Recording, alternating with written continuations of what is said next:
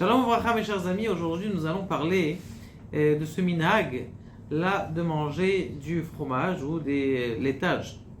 Comment ça se fait? Alors on a Baruch Hashem recensé plus d'une vingtaine de réponses, mais je vais vous donner une des réponses qui est très très belle et qui rappelle un petit peu aux mamans l'époque où elles allaitaient. A priori, on se pose la question dans la Gemara, d'où est-ce qu'il vient le lait d'une maman? La Gemara elle répond Dam na'ase ne'ikar ve'na'ase chalav. Le sang, il s'enlève et ça devient du lait. D'ailleurs, c'est la raison pour laquelle une femme n'a pas ses règles en général pendant la période d'allaitement. Pourquoi? Parce que justement, ce sang qui aurait dû se transforme en lait. Maintenant, d'ailleurs, de façon scientifique, c'est vrai. Parce qu'on sait très bien que le lait, c'est pas comme le lait d'une vache. Et là, c'est le lait qui sont des globules rouges qui sont enlevés du sang et qui deviennent de blanc. D'ailleurs, c'est pour ça que après l'allaitement, une femme elle est toujours très fatiguée. Pourquoi? Parce que justement, elle a donné de son sang, elle a donné 1 litre de son sang ou 200 millilitres de son sang. C'est pour ça qu'elle est très fatiguée. Donc, ça veut dire que le sang, il se transforme en chalav.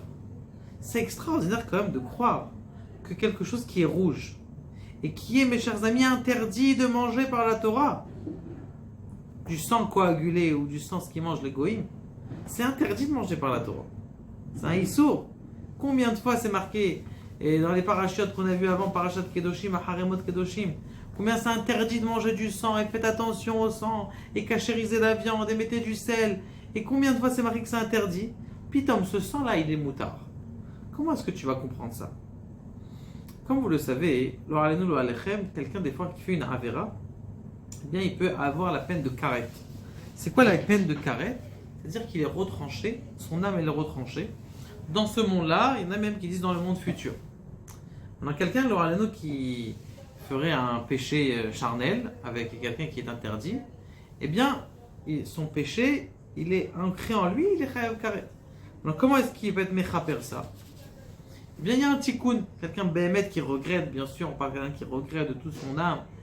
Comment est-ce qu'il peut faire ça? Eh bien, il ne dort pas une nuit entière. Quelqu'un qui ne dort pas, qui veille une nuit entière, et toute la nuit, eh bien, il étudie la Torah, eh bien, son karet, il s'est enlevé. Un péché, c'est-à-dire une avera, elle est enlevée. Par contre, il dit qu'à Shavuot, c'est pas un karet qui est enlevé. C'est plusieurs kritot, plusieurs avérotes que quelqu'un il s'enlève. D'où est-ce qu'on apprend ça? Parce qu'on sait très bien que qu'est-ce qu'on fait le jour de Shavuot? On met une couronne sur le trône céleste. On met une couronne sur Akadosh Baruch Hu. Je sais qu'on n'a pas parlé souvent de Corona, mais on met une couronne sur Akadosh Baruch Hu. À Shavuot, d'accord, le mot en hébreu, comment est-ce qu'on dit couronne? Keter. Keter, c'est les mêmes otiotes que karet. Pour dire que Béhémet, on enlève des karet au soir de Shavuot. Il est marqué dans nos sages, il est marqué dans le Zohar, dans le Tikkun HaZohar, Rabbi Shimon Bar Yochai dit, celui qui fait le soir une mishtar she'aiti avec des études de la Torah, eh bien Kadosh Baruch Hu, il le bénit de 70 bénédictions. Et il lui met une couronne de 70 bénédictions. Ça veut dire que Béhémet, c'est un moment qui est extraordinaire. Ne vous laissez pas tenter d'aller au minyan plus tard.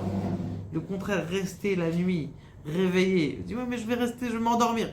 Essayez absolument de tenir. C'est très très important. C'est que je dis, mais j'arrive pas. Essaye, profite de te préparer d'ailleurs, puisque Shavuot, c'est quoi on appelle ce nom de la fête au nom de la préparation? Et bien justement, il faut se préparer la veille de Shavuot. Profite à dormir 1 heure, quitte à 2 heures, 3 heures la veille de Shavuot. Comme ça, tu peux tenir le soir. Et aussi, ne mange pas beaucoup le soir de Shavuot. Quand on mange, on s'endort. 3 à 4 cafés, on tient, c'est très très important. Parce que Kadosh Baruch Hu, il fait très attention à cette nuit, il aime cette nuit. Et il nous bénit de 70 bénédictions à Kadosh Baruch Hu lui-même. Et il nous met 70 ktarim sur la tête, comme ça c'est marqué dans le Zohar.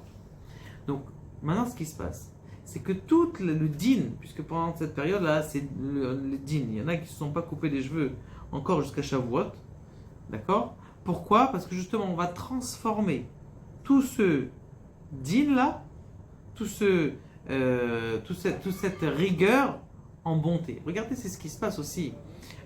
Pendant une période, une femme, elle est interdite. Cette période, c'est une période de richouk, d'éloignement.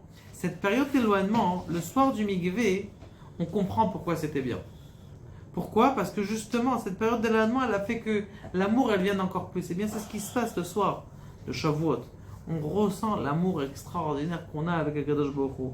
Et ne croyez pas que parce que c'est en retard. À Four, c'est ici le moment de voir rentrer sous la choupa avec Akadosh Baruch Hu.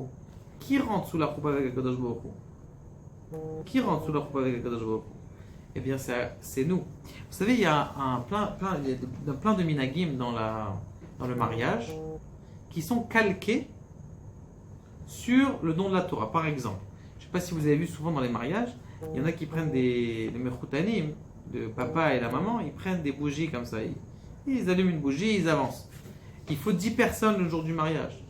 Il y a plein de minhagim. Il faut que la kala elle tourne autour de la choupa. Il y a de la musique. D'où est-ce qu'on a tous ces minhagim, tous ces coutumes, d'où est-ce qu'on les apprend? La réponse, elle est simple. On les apprend de Matan Torah. Donc ça veut dire, pourquoi est-ce qu'on se marie?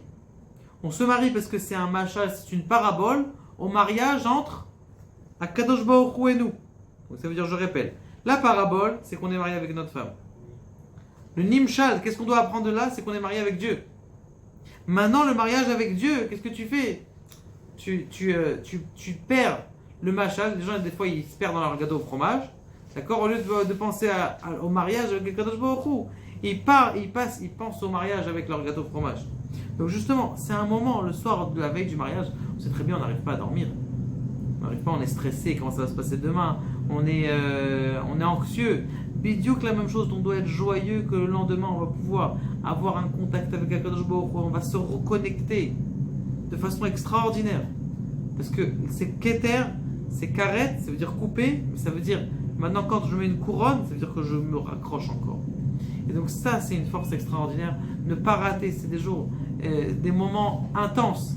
Et on va être jugé. Vous savez pourquoi? On va être jugé sur quelle est la hatzlacha, quelle est la réussite et mon développement intérieur que je vais avoir tout au long de l'année. Il y a des gens comment on appelle ça? Ils végètent. Comment tu vas réussir? Qui tu vas rencontrer? Des bonnes personnes. Tu vas avoir des bons cours. Tu vas réussir à comprendre le cours. Tu vas réussir à comprendre le Daf Yomi. Tu vas pouvoir propager la Torah. Tu vas pouvoir faire des grands cours. Tu vas pouvoir faire toutes ces choses-là. C'est jugé maintenant. Et ça vaut le coup, Béhémet, de prier de toutes ses forces pendant Shavuot. Même les femmes qui dorment le soir de Shavuot, eh bien, c'est bien qu'elles prient pour leurs enfants, qu'ils soient des tzadikim, qu'ils soient dans le bon chemin. Parce que justement, c'est toute la spiritualité sur ça qu'on est jugé ici. Que Kadosh Baruch Hu nous aide et nous fasse réussir à profiter de ce grand moment. Baruch Adonai, Le'olam, Amen.